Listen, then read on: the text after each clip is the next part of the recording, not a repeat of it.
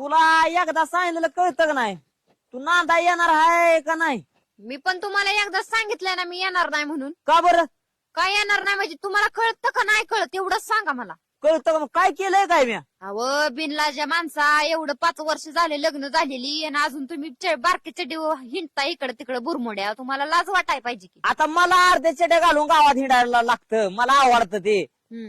तुला काय प्रॉब्लेम काय नक्की? नाही नाही असं करा, ते बी घालू नका की म्हणजे तुम्हाला लय भारी वाटन. तू असा येण्याचा विचार घेऊन नीट सांगतोय बरं का तुला. मग अहो काय लागला सांगा, येता जाता माणसं बघते ती मला म्हणते ती बघ तुझा नवरा कसा फिंटतोय अर्ध्याचे डीव. अगं सगळं म्हणणं बरोबर आहे, पण आता मला सांग बरमुडं घालणं वाईट आहे का?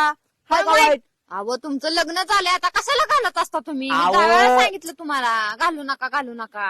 अगं मला सगळं मान्य आहे, पण आता मोकळ्या गावात घातलं म्हणून काय फरक पडतो? गावाला जायचं म्हणलं मी फुल कपडे घालतोच की. 4 माणसं मला बी नाही ठेवणारी असते तीच की. काय म्हणून? नवरा तुझा हापचडी फिरतोय म्हणून. एक काम कर, त्या 4 माणसांना म्हणावं तुम्हाला लय मस्ती आहे ना आमच्या दोघात भांडणं लावायची, तर तुम्ही का म्हण माझ्या नवऱ्याला कपडे घेऊन देत नाही? अहो पण तुम्हाला कळलं पाहिजे की माणसं नावं ठेवतात म्हणजे कसं वागलं पाहिजे कसं नाही. अगं बराबर आहे तुझं, लागा मी कुठं नाही म्हणतो या. येडापाना करू नको, तू माघारी ये.